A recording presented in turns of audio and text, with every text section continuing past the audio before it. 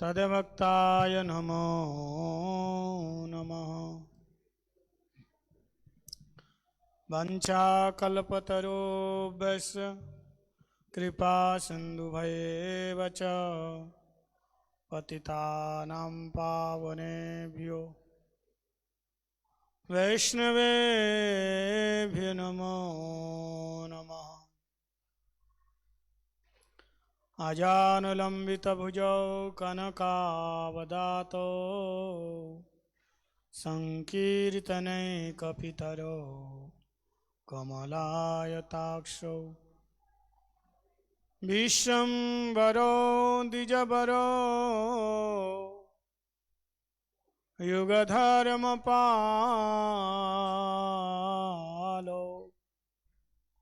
वन्दे जगत्प्रियकरो करुणावतारो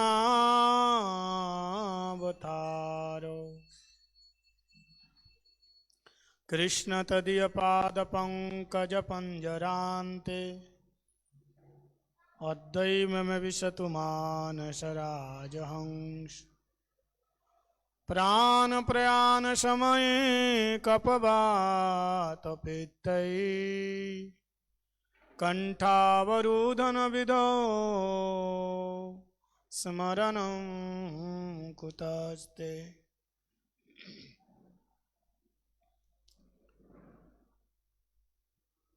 भजामि राधा स्मरवेन्द्रनेत्रां स्मरामि राधा मधुरास्मितश्यां वदामि राधा करुणावराद्रं ततो ममास्ति गतिर्न क्वापि।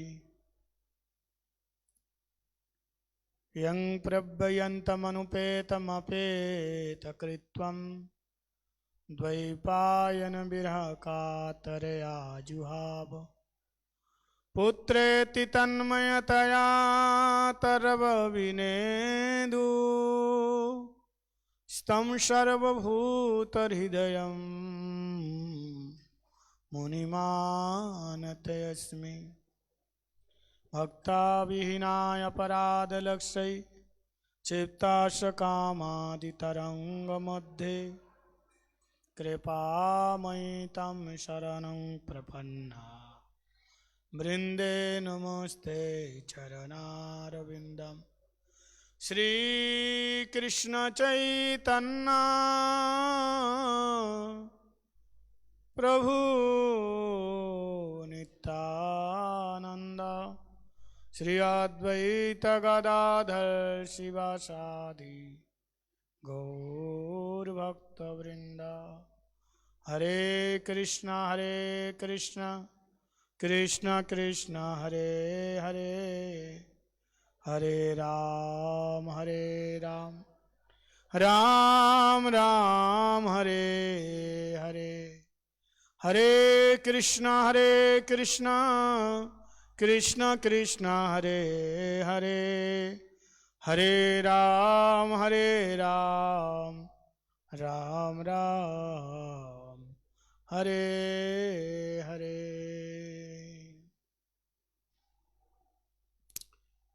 श्री श्री हरि गुरु वैष्णव के श्री चरण कमलों में अनंत अनंत कोटि साष्टांग दंडवत प्रणाम निवेदन करता हूँ।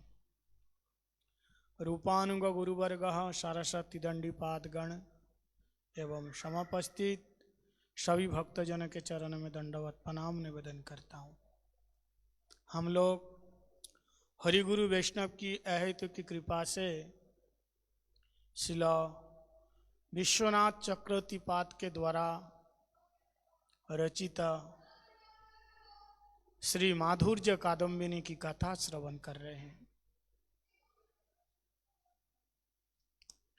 हम लोगों ने श्रवण किया ब्रजेंद्र नंदन श्याम सुंदर जिनके अंदर 4 प्रकार की माधुर्य है और उन 4 प्रकार मधुरिमा से बताया गया प्रेम माधुर्य, रूप माधुर्य, लीला माधुर्य और वेणु माधुर्य। इसकी अलग अलग व्याख्या हम लोगों ने श्रवण किया।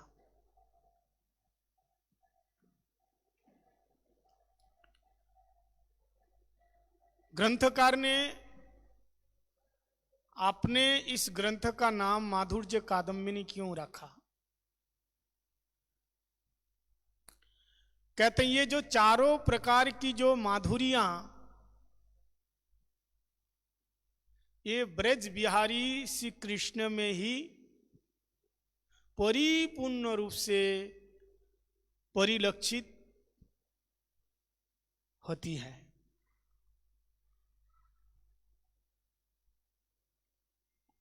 जो कि भगवत और भी अनेक स्वरूप है, लेकिन इन अनेक स्वरूपों में ये चार प्रकार की माधुरियां, माधुर्य परिलक्षित नहीं होता है। इसलिए इस माधुर्य कादम्बिनी ग्रंथ के उक्त ऊपर जो चार प्रकार की माधुरियां बताया, इन कृष्ण माधुर्यों की वर्षा करने वाली है। यह है मेघमाला। इसलिए ग्रंथकार ने इस ग्रंथ का नाम क्या रखा? माधुर्य कादम्बिनी। इसका रहस्य क्या है? माधुर्य तत्व अत्यंत दुर्लभ और रहस्यपूर्ण है।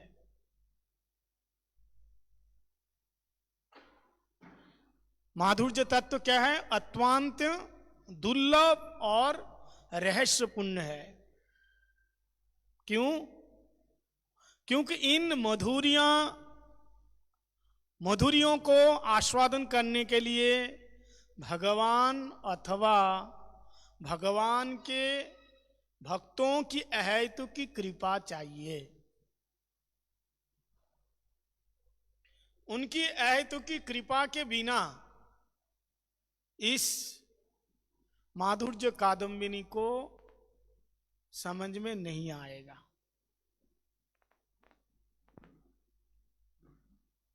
इनको समझने के लिए, इस माधुर्य कादम्बिनी का आस्वादन करने के लिए एक भगवान और दूसरे भगवान के जो रसिक भक्त हैं उनकी अहेतु की कृपा चाहिए। कैसी कृपा? अहेतु की कृपा।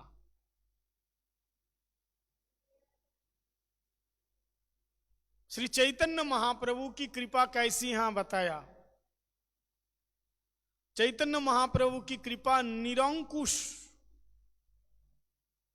इन निरंकुश महामाधुर्य कादम्बिनी चैतन्य महाप्रभु की कृपा। ऐसा क्यों बताया? निरंकुश किसको बोलते हैं?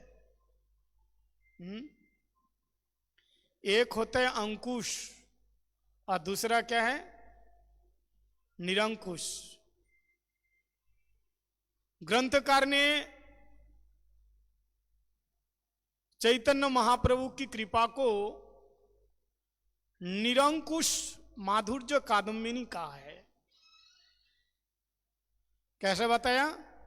निरंकुश माधुर्य कादम्बिनी।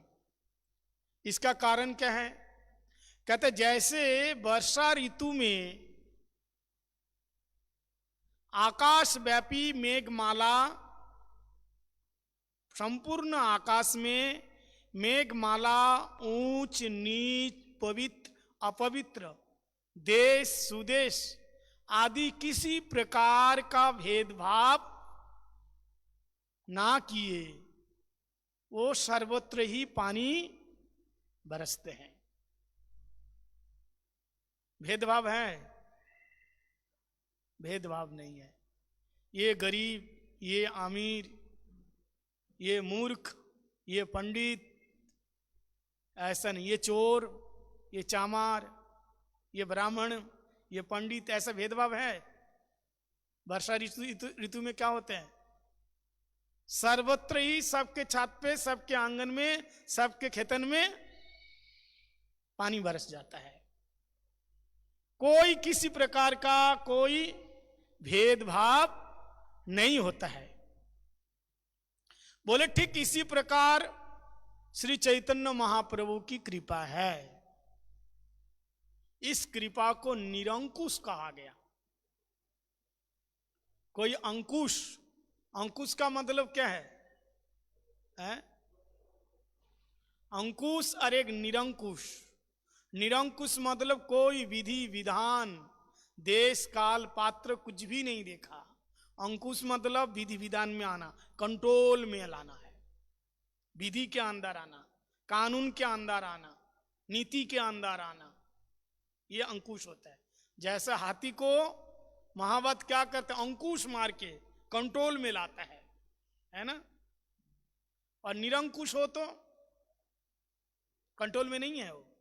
ऐसे महाप्रभु की कृपा है इन वर्षा ऋतु के समान। कोई पात्र अपात्र, देश काल विचार कुछ नहीं किया। इसलिए श्लोक में बताया, नाम नाम कारी बहुधा निज सर्वशक्ति स्तर्पित नियमित स्मरण न काल। कोई काल देश पात्र का किसी प्रकार का कोई विचार नहीं किया। विचार ना करते हुए देव दुर्लभ, ब्रह्मा आदियों का जो दुर्लभ वस्तु कृष्ण प्रेम, वो श्री चैतन्य महाप्रभु ने दिया है। ऐसे श्री चैतन्य महाप्रभु परम दयालु और कृपालु। इसलिए श्री चैतन्य महाप्रभु को यहां पे निरंकुश महामाधुर्य कादम्बिनी कहा है।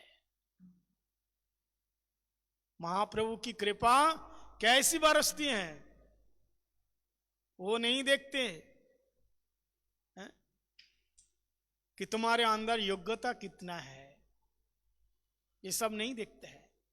हाँ, एक विचार रखा महाप्रभु, बता सकते हैं, प्रेम सबको देंगे, आनिया प्रेमेर बन्ना भाषाई लो शबाकारे। प्रेम की बाढ़ में सबको बहा दिया, सबको प्रेम के बाढ़ में डुबो दिया।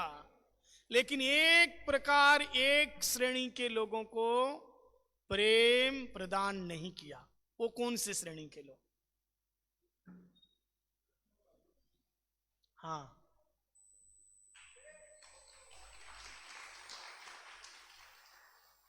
वैष्णव अपराधी, निंदू, निंदा करने वाले सबको प्रेम देंगे, महाप्रभु ने कहा। जो निंदा करने वाले, इसलिए महाप्रभु जब प्रेम दे रहे थे सबको बुला बुला के, और देखिए निंदा भी, वैष्णव अपराध भी कितना सूक्ष्म होता है, बहुत सूक्ष्म विचार है। एक बार महाप्रभु विष्णु के आवेश में विष्णु खट्टा के ऊपर बैठकर सिंहासन में सबको प्रेम दे रहे हैं। मुकुंद आओ, ब्रह्मेश्वर आओ, श्रीवास आओ, श्री राधा रमन बिहारी जीव की जय, सचिनंदन गौर हरि की जय, गुरुदेव महाराज की जय।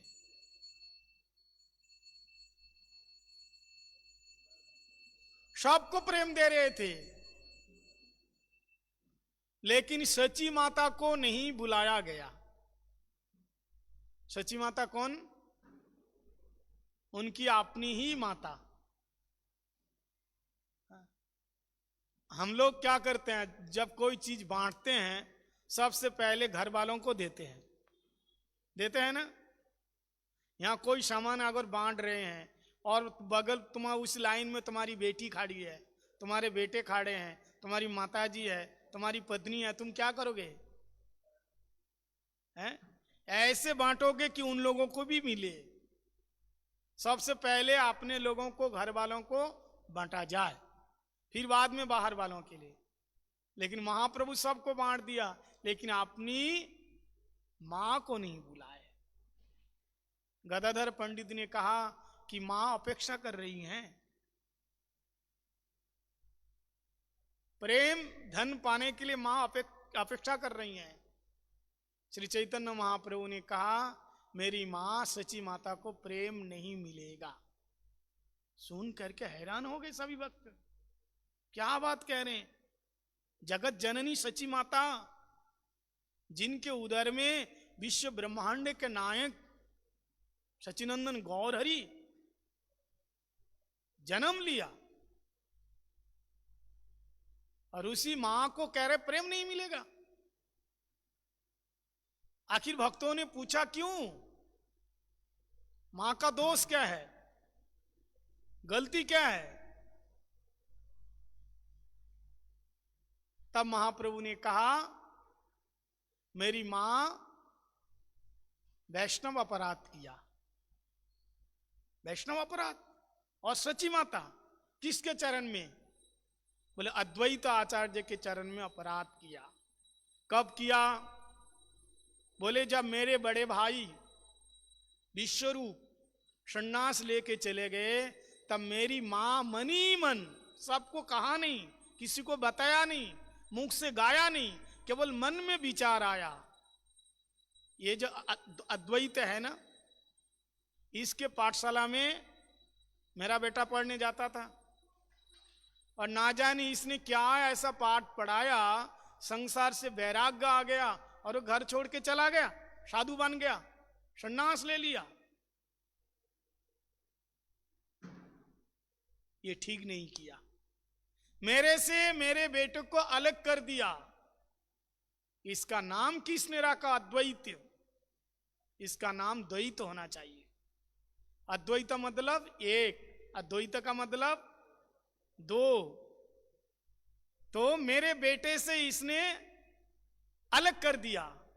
मेरे बेटे मेरे पास थे, मेरा बेटा मेरे पास था, लेकिन इसके पढ़ाने से, इसके सुबुद्धि विचार से मेरा बेटा मेरे से अलग हो गया, दो हो गए। हम तो एक थे, एक ही परिवार में। केवल मां के मन में ये विचार आया, जब तक ये क्षमा नहीं मांगेगी तो इनको प्रेम नहीं मिलेगा। जब माता सची देवी को ये बात पता चला, माता सची देवी अद्वैत आचार्य के पास दौड़ती हुई गई। अद्वैत आचार्य को जब पता चला कि सच्ची माता मेरे से क्षमा मांगने आ रही हैं, ये तो सुन के मूर्छित हो गए। कलिए विश्व जननी है, जगन माता, इनको मैं क्या क्षमा करूंगा। लेकिन उसी बेहोश अवस्था में जाकर के सच्ची माता ने क्षमा मांगा। तब जाकर के उनको श्री चैतन्य महाप्रभु अपनी मां को प्रेम दिया। तो कहने का मतलब यह है, महाप्रभु का प्रेम निरंकुश है, कोई विधि विधान के अंदर नहीं है। लेकिन निरंकुश होने पर भी, निरंकुश होने पर भी एक जगह में अंकुश है। क्या है, निंदुक, वैष्णव निंदुक। देखो, वैष्णव निंदा बड़ा खतरनाक है। वैष्णव निंदा, जो भगवान का भजन कर रहा है तुम उसकी निंदा कर रहे हो किसी कारणवश, ये ठीक नहीं है। इसलिए यहां बताया महाप्रभु का प्रेम कैसा है, ब्रह्मा आदियों का दुर्लभ प्रेम सबको उन्होंने दिया है। अब इसके बाद बता रहे हैं महाप्रभु की कादम्बिनी का वैशिष्ट्य क्या है। तो श्लोक में बताया, हृत वप्रे नवभक्ति शस्य वितते संजीविनी। महाप्रभु की कादम्बिनी का वैशिष्ट्य बड़े ध्यान से सुनिए। हृत वप्रे नवभक्ति शस्य वितते संजीविनी। मेघमाला तो जल रूपी अमृत को वर्षा कर भूमि में पड़े हुए बीज को अंकुरित करते हैं। जो मेघमाला है, देखो महाप्रभु की जो कादम्बिनी है कृपा रूपी, उसका क्या वैशिष्ट्य है ये बता रहे हैं। कहते हैं मेघमाला तो जल रूपी अमृत को वर्षा कर भूमि में पड़े हुए बीज को अंकुरित कर देते हैं, ठीक है। लेकिन महाप्रभु की कादम्बिनी कैसे हैं? बोले ये मेघमाला रूपी जो जल है, यहां पे किसी प्रकार भूमि में बीज भी नहीं है, और भूमि कैसी है? ऊषर भूमि। भूमि कैसी है? ऊषर भूमि। ऊषर मतलब भूमि क्या है? हमारा हृदय भूमि है।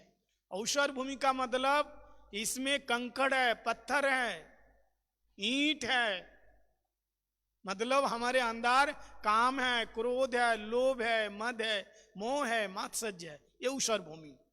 और किसी प्रकार बीज नहीं है। लेकिन महाप्रभु की कादम्बिनी क्या करते हैं?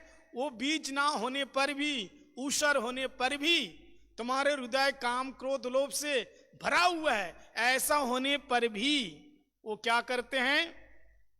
भक्ति बीज का उत्पन्न कर देता है। भक्ति रूपी बीज को बो देते हैं, और बो करके वो कथा कीर्तन रूपी रस के द्वारा, जल के द्वारा अंकुरित करके, बीज को अंकुरित करके क्या करते हैं? उसे पल्लवित पुष्पित पल्लवित कर देते हैं और पुष्पित कर देते हैं, और अंत में प्रेम फल उत्पन्न करा देते हैं। समझ में आया? महाप्रभु की जो कादम्बिनी है, इसका यही वैशिष्ट्य है। अच्छा, हम जो बद्ध जीव है, हमारे अंदर भक्तिलता बीज नहीं है। ये भूमि पर बीज ना हो, कितना भी बारिश हो, वो उगेगा कुछ? बोलिए, उगेगा? कुछ नहीं उगेगा। लेकिन हमारे हृदय ऊषर है, काम है, क्रोध है, लोभ है, मद है, मात्सर्य है, सब कुछ है, ऊषर भूमि है, कोई बीज नहीं है। लेकिन महाप्रभु की कृपा रूपी कादम्बिनी की जब वर्षा होती है, तो अपने आप बीज को बो देते हैं अपनी तरफ से, और बोने के साथ साथ उसको जो चाहिए अंकुरित होने के लिए वो भी देते हैं। जैसे किसान क्या करते हैं? बीज बोने के बाद उसमें अच्छी तरह से देखभाल करते हैं, सार डालते हैं, खाद डालते हैं कि नहीं? और फिर उसको अंकुरित करके, सुंदर पल्लवित करके, पुष्पित करके, फिर फसल आता है। बोले ऐसे महाप्रभु की ये कृपा रूपी कादम्बिनी का ये वैशिष्ट्य है। इसलिए महाप्रभु की जो कादम्बिनी है, ये विशेष वैशिष्ट्य है। इसलिए महाप्रभु को महावदान्य कहा जाता है। महाप्रभु की कादम्बिनी यहां बताया, जो माधुर्य कादम्बिनी, ये 3 प्रकार के है। महाप्रभु के माधुर्य कादम्बिनी 3 प्रकार से ये क्या करते हैं? तीन प्रभाव है।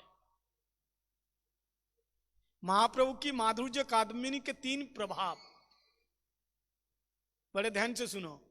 महाप्रभु की माधुर्य कादम्बिनी के 3 प्रभाव है। कितने प्रभाव? 3 प्रभाव है। पहला प्रभाव क्या है? साधक के हृदय क्षेत्र में नवदा भक्ति रूपी शस्यों का ओपन कर देता है, वपन कर देते हैं, बोते हैं। ये पहले उनका प्रभाव। साधक का हृदय क्या है? खेत है, खेती है, और यहां बीज क्या है? नवविधा भक्ति रूपी बीज, भक्ति लता बीज बोलते हैं ना, तो नवविधा भक्ति रूपी बीज ये शस्य है। उसको बो करके वो जीवन शक्ति प्रदान कर देते हैं। बीज के अंदर जीवन अंकुरित होने का जो शक्ति, होने की जो शक्ति है उसको संचार कर देता है। ये पहला उनका प्रभाव। तो पहला प्रभाव क्या हो गया? पहला प्रभाव हो गया साधक के हृदय में नवविधा भक्ति रूपी शस्त्र को वपन करके उसको शक्ति का संचार करके उसको जीवन प्रदान कर देते हैं। याद रहेगा, पहला प्रभाव ये है। माधुर्य महाप्रभु के माधुर्य कादम्बिनी का 3 प्रभाव, 3 प्रभाव में से पहला प्रभाव ये है। और दूसरा प्रभाव क्या है? दूसरे प्रभाव है साधक के हृदय में जब बीज बोते हैं तो प्रारंभिक अवस्था में उसके अंदर क्या है? ससुख भोग करने की कामना होती है। जैसे हम लोग हरिनाम लिया, हरिनाम के साथ साथ दीक्षा भी लिया, तो हरिनाम लिया, दीक्षा लिया, क्या हमारे अंदर काम नहीं है? क्या हमारे अंदर क्रोध नहीं है? क्या हमारे अंदर लोभ नहीं है? क्या हमारे अंदर ईर्ष्या नहीं है? क्या हमारे अंदर द्वेष नहीं है? सब कुछ है ना? तो प्रारंभिक अवस्था में ससुख वासना, हृदय में कामनाएं हैं, होते हैं ये सब कुछ। लेकिन ये महाप्रभु की दूसरे नंबर की कादम्बिनी का प्रभाव क्या है कि कामना वासना रूपी ये ग्रीष्म ऋतु ये तीव्र ताप देता है। ग्रीष्म ऋतु, अभी गर्मी का मौसम, कितना लू चल रही है, ताप दे रहे हैं। तो हमारे अंदर जो कामना है ये ग्रीष्म ऋतु की तरह है। हमको क्या करते? तापता है, हमको दुख देता है, हमको कष्ट देता है। हम लोग क्या करते हैं? इन ताप का मतलब कष्ट है। 3 प्रकार के ताप है। कामना वासना क्या है? हमेशा तपाते हैं हमको, हमारे मन को क्लेश देते हैं। इसलिए इसको कहा ग्रीष्म ऋतु। प्रारंभिक अवस्था में ये कामना वासना रूपी ससुख भोग रूपी ग्रीष्म ऋतु, ग्रीष्म ऋतु ये हमको ताप दे रहा है, हर प्रकार से ताप दे रहे हैं। अब हरिनाम करने के लिए बैठे, आपका मन कहां चला गया? रास्ते से आ रहे थे, किसी से लड़ाई हो गई, किसी ने कुछ कह दिया। जैसे आप लोग आए यहाँ, किसी ने कुछ बोल दिया, मन खराब होगा कि नहीं? मन खराब हो गया। देखो हम तो मंदिर में आते हैं कथा सुनने, देखो ये लोग ऐसा व्यवहार कर दिया। तापते हैं, ताप। तो कहते हैं महाप्रभु के माधुर्य कादम्बिनी के दूसरा नंबर प्रभाव क्या है कि प्रारंभिक अवस्था में साधक के हृदय में ससुख भोगने की वासना कामना रूपी ये ग्रीष्म ऋतु तापता है। लेकिन वो क्या करते हैं? महाप्रभु का दूसरा प्रभाव क्या है? उसको वो दूर कर देता है। ये कादम्बिनी क्या करता है? दूर करने वाली है। कैसे? जैसे अभी बहुत गर्मी हो रही है, बस गर्मी ऋतु, ठीक है ना, ग्रीष्म ऋतु, और अभी एक बारिश हो जाए तो लगातार 7 दिन गर्मी रहेगी। लगातार अगर बारिश हो जाए गर्मी रहेगी? गर्मी नहीं रहेगी। तो ऐसे हमारे हृदय में कामना वासना भोग ससुख इच्छा है। लेकिन महाप्रभु की ये कादम्बिनी की वर्षा हो जाए तो क्या होगा? हमारे अंदर की भोग की तृष्णा दूर हो जाती है, भोग नहीं रहता है। ये उनका माधुर्य कादम्बिनी का दूसरा प्रभाव। और तीसरा प्रभाव क्या है? विश्व में जितने सारे भक्त हैं, सारे भक्त, ये क्या है? विश्व की समस्त नदी रूप भक्त समूहों की उल्लास भर देने वाली है। बारिश हो गया तो क्या होगा? नदी नाला जो भी है सब कुछ भर जाएगा, पानी लबालब भर जाएगा। अभी जो पानी की कमी हो रही ना, खेतन में पानी कहां से डालोगे? पानी है ही नहीं, कुआं सूख गई, जहां से पानी डालेंगे पानी बहुत नीचे चले गए। लेकिन बारिश हो गई तो सब पानी भर जाता है। बोले ऐसे तीसरा प्रभाव, विश्व के समस्त नदी स्वरूप भक्त समूह, अनेक नदी है ना, ऐसे भक्तों की उल्लास हैं, उस साधक के अंदर भर देते हैं। उल्लास का मतलब साधन की चेष्टा, भक्ति की चेष्टा, भक्ति का प्रभाव। इसलिए हमेशा मंदिर में आके उसी को देखना जो भक्ति में आगे है और उसी का अनुसरण करना। समझ में आया? उसी को मत देख करके खुद अधपतित मत होना, अरे ये तो क्रोध कर रहा है, ये कैसे महात्मा है, हम रुक गए।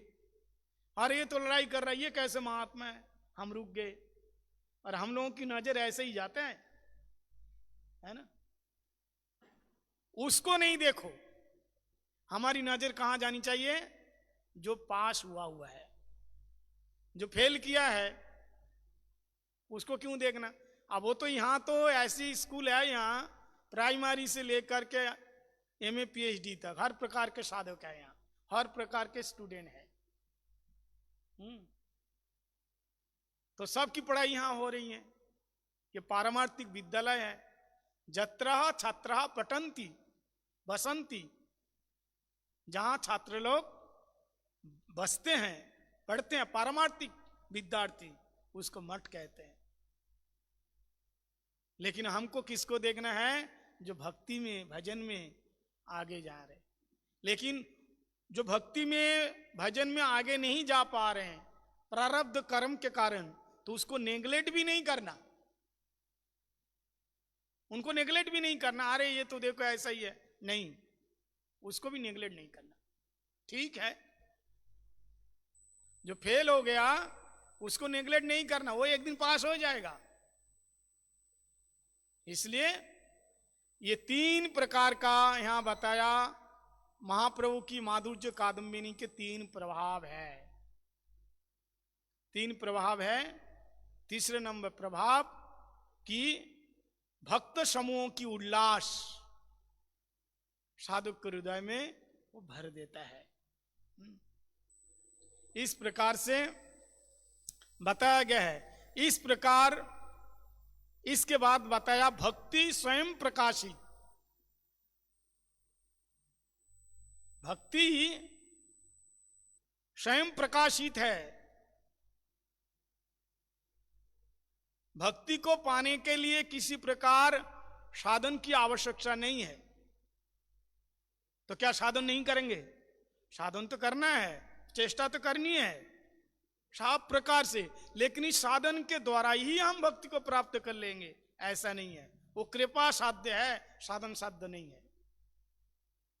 भगवान की भक्ति या भगवान को पाना ये कृपा साध्य है, साधन के द्वारा नहीं मिल सकता। लेकिन साधन छोड़ भी नहीं सकते, साधन तो करना ही है, लेकिन साधन के द्वारा ही मिलेंगे ऐसा नहीं है।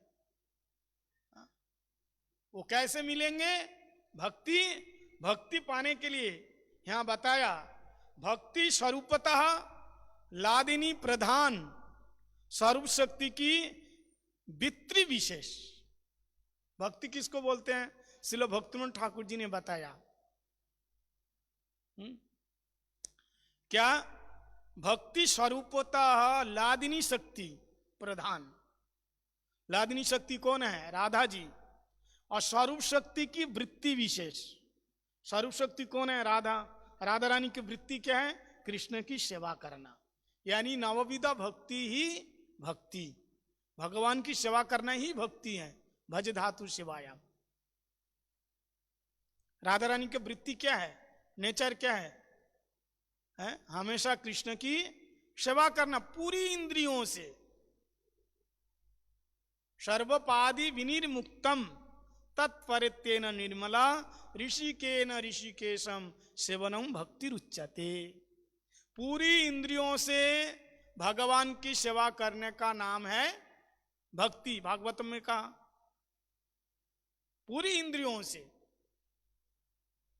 कितनी इंद्रियां हैं? 11 इंद्रियां हैं। हर इंद्रियों से भगवान की सेवा करना ये भक्ति है। तो यहां बताया ये जो भक्ति है ये स्वप्रकाश एवं चिद वस्तु विशेष है। स्वप्रकाश, ये स्वयं प्रकाश। भक्ति अगर कहीं जाना चाहती है अपनी इच्छा से तो कोई नहीं रोक सकती है। पद्म पुराण में दिया है भक्ति कह रहे हैं मेरी इच्छा है मैं नीचू जात में चले जाऊं, मेरी इच्छा है मैं ब्राह्मण के पास नहीं जाऊंगा। जैसे भगवान स्वतंत्र है ऐसे भक्ति स्वतंत्र है। निचस्वापि गृहे, नारद जी को कह रहे हैं निचस्वापि गृहे, मैं नीच से नीच कुल में चली जाती हूं। कुलीन ब्राह्मण बड़े ही अभिमान, दिनेर अधिक दया करेन भगवान। लोचन दास ठाकुर। कुलीन ब्राह्मण, जो कुलीन ब्राह्मण है, बड़े खानदानी ब्राह्मण, विद्वान पंडित, इसके अंदर अभिमान होता है। इसलिए भक्ति देवी कहती हैं जहां अभिमान है वहां मैं नहीं रहता। दीनेर अधिक दया करें भगवान, जो दीनहीन भाव से रह रहे हैं। कुछ लोग कहते हैं जिसके पास बहुत संपत्ति होती है, बहुत पढ़े लिखे हैं, वो छोड़ दिया तो वैराग्य है। ध्यान से सुनना, कुछ लोगों को ये गलत विचार है, हैं? कुछ लोगों का ये गलत विचार है, तो आपका राय क्या है आप सुन करके आप बताना मेरे को। कहते हैं बहुत बड़े घर का लड़का, बहुत पढ़ाई कर रहा था, बहुत पैसा है, वो छोड़ के आया तो वैराग्य है। जिसके पास कुछ नहीं छोड़ दिया क्या वैराग्य है? गरीब आदमी है, कुछ नहीं है, छोड़ दिया, क्या वैराग्य है? हैं? वैराग्य केवल पैसे से होता है, इंद्रियों का भोग नहीं है। बताइए, जिसके पास पैसा है केवल वही भोग करता है, इंद्रियों का भोग। जो गरीब आदमी उसके अंदर इंद्रियों को भोग नहीं है। इंद्रियों को मारना, जिसके पास कुछ नहीं है तो क्या उसके इंद्रियों में भोग की वृत्ति नहीं है? बताइए।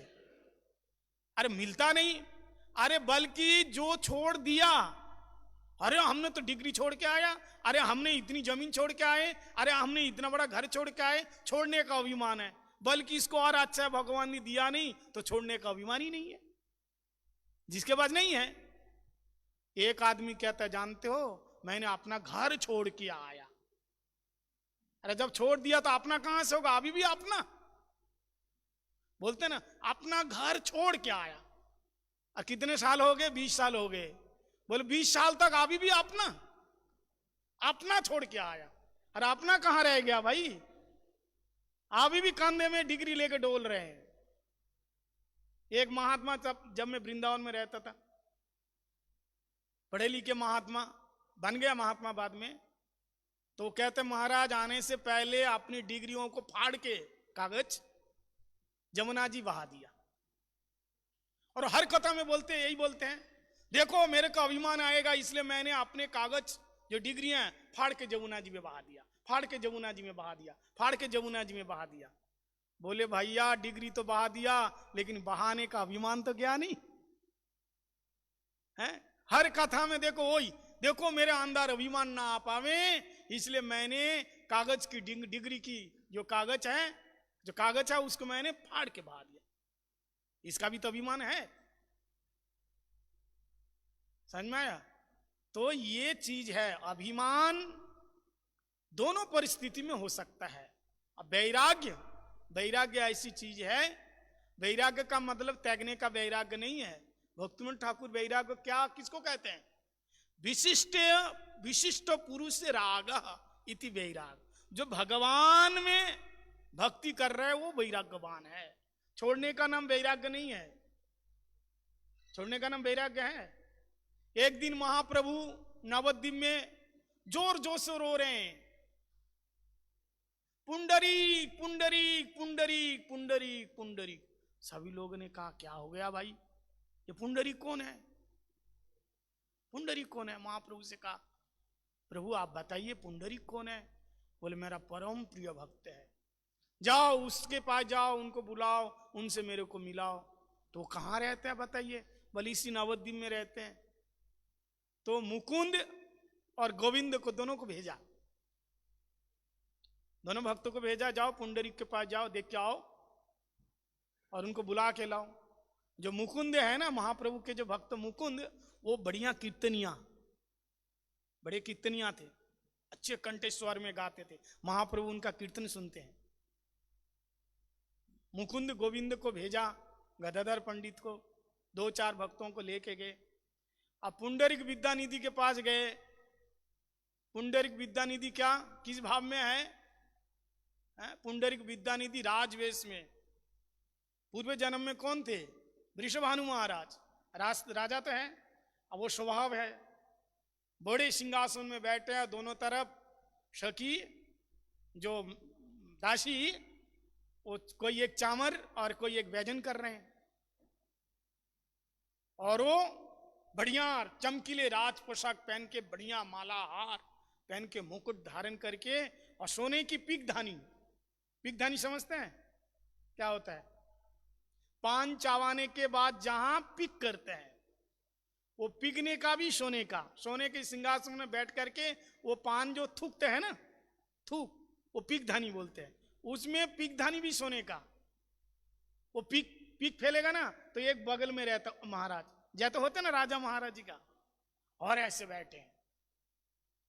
अब ये दोनों के महाप्रभु के कहने से देखा, भाई ये कहां से भक्त नजर आ रहे हैं? ये तो महाभोगी, ये कैसे ड्रेस पहने हैं, कैसे ये माला पहने हैं, इतना हार, यो क्या क्या पहने हैं। राजप्रसाद रजगुणी होता है राजा, राजवेश में है, ये कैसे भक्त है? कोई वैराग्य ही नहीं है। हम लोग तो वैराग्य का मतलब ये सोचते हैं, जो कुछ ना पहने, कम से कम पहने, साबुन ना लगाए, कुछ ना करे, शरीर एकदम उल्टा सीधा होए, बहुत वैराग्य है।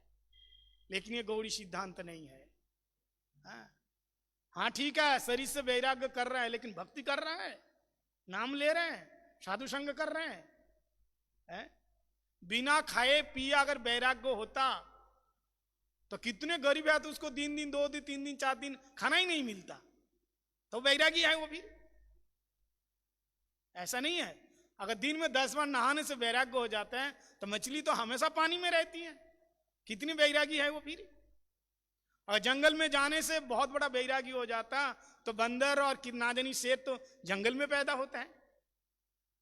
ये भी वैराग्य है, लेकिन असली वैरागी कौन है? विशिष्ट पुरुष रागा, जो भगवान की भक्ति कर रहा है, सेवा कर रहा है, वो असली वैरागी है।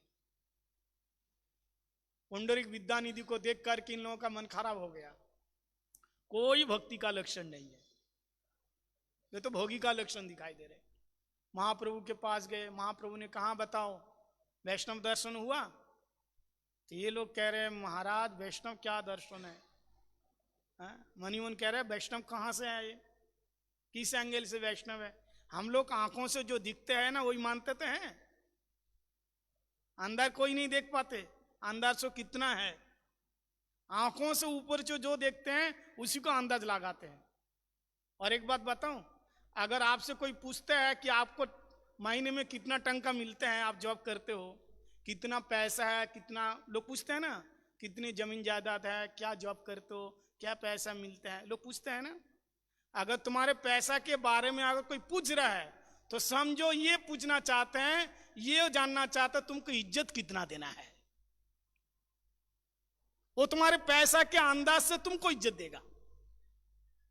कुछ नहीं है तो कोई इज्जत नहीं है। अगर कहो नहीं है हमारे पास 4 मकान हैं, 10 गाड़ियां चल रही हैं, इतने सारे ये है वो, तब तो आपको हाथ जोड़ेंगे। और कहो कुछ नहीं है, अरे बेकार है। और कोई आपसे संपत्ति के बारे में, कोई मान सम्मान, पूजा प्रतिष्ठा के बारे में पूछ रहे हैं, समझो वो अंदाज लगा रहा है कितना आपको सम्मान देना है। ऐसा ही तो होता है।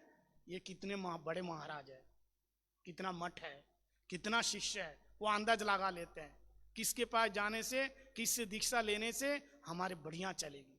हाँ वो महाराज जी के है। अब वो तो ऊपर से देख रहे हैं, लेकिन अंदाज से कौन कैसा भजन कर रहे हैं वो दृष्टि तो है ही नहीं। तो ये लोग इनको दर्शन करके गए और महाप्रभु से जा करके कहा वो तो हम लोग तो क्या देखा, वो कहां से वैष्णव है? तो महाप्रभु ने कहा ऐसे देखने को नहीं मिलेगा।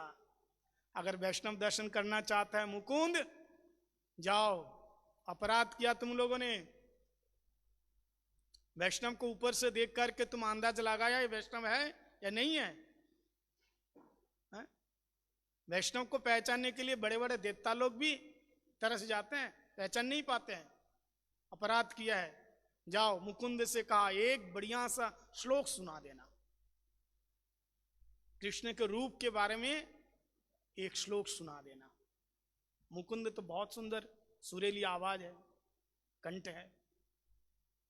और फिर गए दोबारा, और विद्यानिधि, पुंडरिक विद्यानिधि वहीं बैठे, ऐसे राज पोशाक में पान चावा रहे हैं और ऐसे सीरी ला रहे हैं, और दोनों तरफ दासी उनको हवा कर रहे हैं, भजन कर रहे हैं। और इतने में ये मुकुंद जाकर के बहुत सुंदर भगवान का रूप कैसा है वो श्लोक उन्होंने गाया। कौन सा?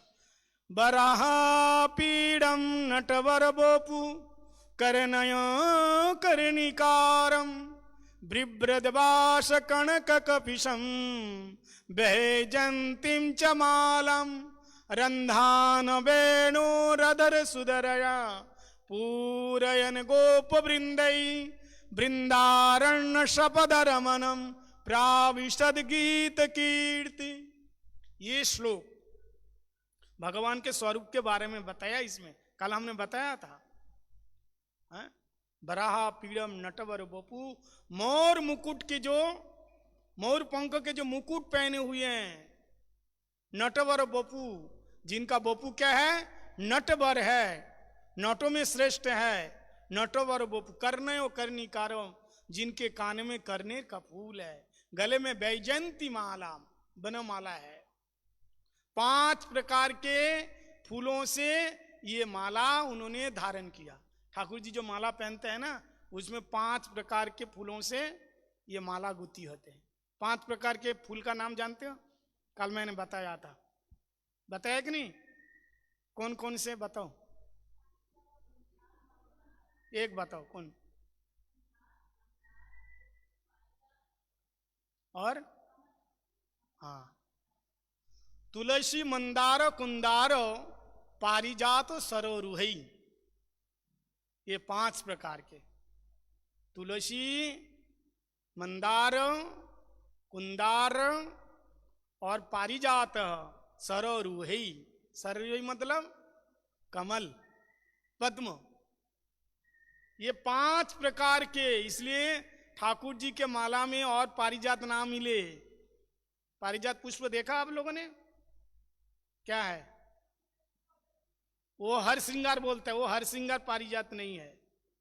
पारिजात तो वो जो पारिजात केवल वृंदावन, अपराकृत वृंदावन में मिलता है।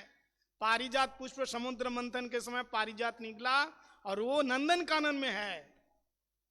कहां है नंदन कानन? कहां है? शालीमार बाग में? कहां? सुंदर विहार में? कहां है नंदन का? कहां? नंदन कानन है स्वर्ग में। और वो आप जो कह रहे हैं द्वारका में है ना, द्वारका में पारिजात पुष्प नंदन कानन से लाया गया सत्यभामा जी को खुश करने के लिए। ये भी एक गर्ग संगीत का प्रसंग है, ये आप सब लोग तो जानते हैं। वो नंदन कानन का वो भी भगवान इंद्र से लड़के लाए वहां से। तो पारिजात पुष्प निकला समुद्र मंथन के समय। 14 रत्न में से एक रत्न है पारिजात पुष्प। वही पुष्प भगवान के माला में गूंथे हुई है। हम लोगों के पास तुलसी अवेलेबल है, इसलिए भगवान की माला में तुलसी डालो जरूर, तुलसी मंजरी। तो भगवान के ऐसे स्वरूप के बारे में जब मुकुंद ने गाया, वो ऊंचे सिंहासन में बैठे हुए थे और जैसे कृष्ण के स्वरूप को गाया तो ऐसा लगा मानो साक्षात ब्रजेंद्र नंदन श्याम सुंदर सामने आ गए।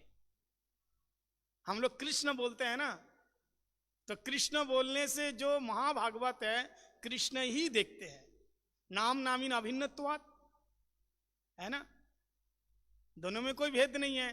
तो कृष्ण का मतलब कृष्ण ही देखना। जैसा आपका बेटा का नाम क्या है? राम श्याम कुछ भी, तो राम बोले तो आपका बेटा ही नजर आएगा। बेटा नजर आएगा कि नहीं? ना पड़ोसी के बेटा को नजर आएगा, अपन बेटा नजर आएगा। बोले ऐसे राम कहने से ही धनुषधारी राम नजर आएंगे, कृष्ण कहने से बंसी वाले कृष्ण ही नजर आएंगे। प्रत्यक्ष रूप में दर्शन करते हैं। तो उन्होंने प्रत्यक्ष रूप में कृष्ण को दर्शन किया, और दर्शन करते हुए जब दर्शन किया तो उनका ऐसा भाव हुआ, जोर से चिल्ला करके वहीं से छलांग मार करके नीचे गिर गए। और कहां जाऊं कहां पाऊं ब्रजेंद्र नंदन महाप्रभु की तरह। एकदम अपने जो ड्रेस है ना, राज पोशाक, सब ऐसे फाड़ने लगा और लोटपुट खाने लगा श्लोक सुन करके। गदाधर साथ में थे, मुकुंद देख के ये तो परम वैष्णव है, तब ये लोग रोने लगा। महाप्रभु के पास आए, ये तो परम वैष्णव है। महाप्रभु ने कहा वैष्णव अपराध किया है? गदाधर जी से कहा वैष्णव अपराध किया तुमने? तब महाप्रभु ने कहा गदाधर जी से, वो पुंडरिक विद्या निधि से जाकर के दीक्षा ले लो। समझ में आया? तब वो गदाधर पंडित जाकर के पुंडरिक विद्या निधि से दीक्षा ली। अब गुरु बनने के बाद तो कोई दोष नहीं रह जाएगा ना। जिनको गुरु बनाया उनके प्रति थोड़ा सा भी दोष बुद्धि नहीं रहेगी, दोष बुद्धि नहीं रहा।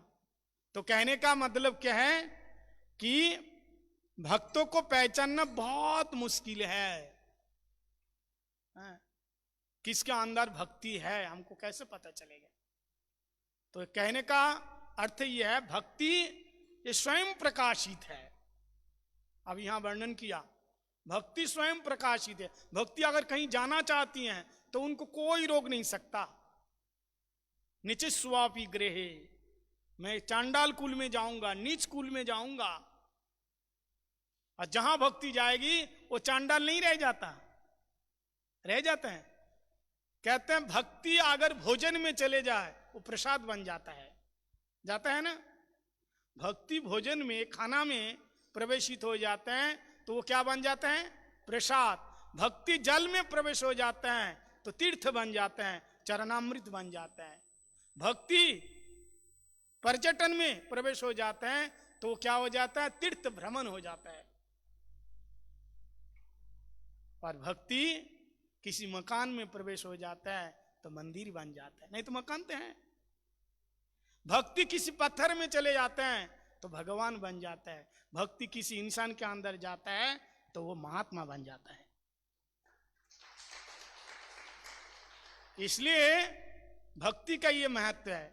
नहीं तो हम लोग पहले क्या था साधारण लोग दारू पीने वाला होते हैं, मछली अंडा सब कुछ खाते पीते रहते थे। लेकिन गुरुजी का जैसे संग हुआ सब कुछ छोड़ दिया। गुरुजी ऐसी भक्ति लता के बीज दिया, भक्ति प्रवेश होने के बाद सब कुछ छोड़ दिया। अभी आप आम इंसान नहीं हो, आप क्या हो? आप भगवान के भक्त हैं, आप महात्मा है। अब आपका पूर्व इतिहास लेकर के अगर कोई उल्हाना देते हैं, अरे तो दारू पीने वाला थे, ये करने वाले हो, चोर तो थे, अपराध होगा। जगाई माधाई सब कुछ किया, लेकिन महाप्रभु ने उसको प्रेम दिया। अब वो जगाई माधाई साधारण नहीं है। क्यों? उसके अंदर भक्ति चली गई। इसलिए भक्ति जाने के बाद पूरा रंग बदल जाता है। और भक्ति कहां कैसे जाएंगे? भक्ति स्वतंत्र है, स्वयं प्रकाशित है, कहीं भी जा सकती है।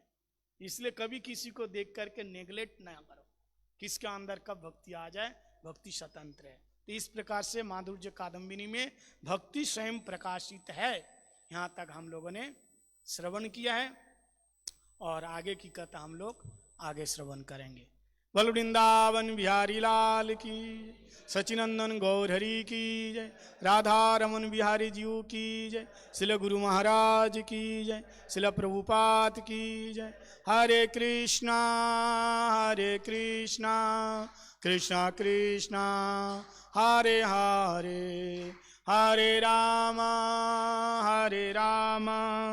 राम राम हरे हरे, हरे कृष्णा कृष्णा कृष्णा हरे हरे, हरे राम राम राम अनिताय गौर हरि बोल हरि बोल हरि बोल हरि बोल हरि बोल हरि बोल हरि बोल हरि बोल गौर प्रमानंदे हरि हरि बोल। देखो ये माधुर्य कादम्बिनी है, अगर आप लोगों को भी अध्ययन करना है ना तो ये बुक स्टॉल में मिलता है, बहुत सुंदर। देखो मैं ये तो सार में पढ़ के बता रहा हूँ, जो एक अध्याय पढ़ा तो उसका जो सार है वो बता रहा हूँ, तो ये बहुत जल्दी हो जाएगा और पूरा ग्रंथ पढ़ने को भी मिल जाएगा। इसलिए आप लोग पहले से पढ़ के आओ और यहाँ सुनो तो फिर अच्छी तरह से समझ में आ जाएगा। ठीक है, हरे कृष्णा।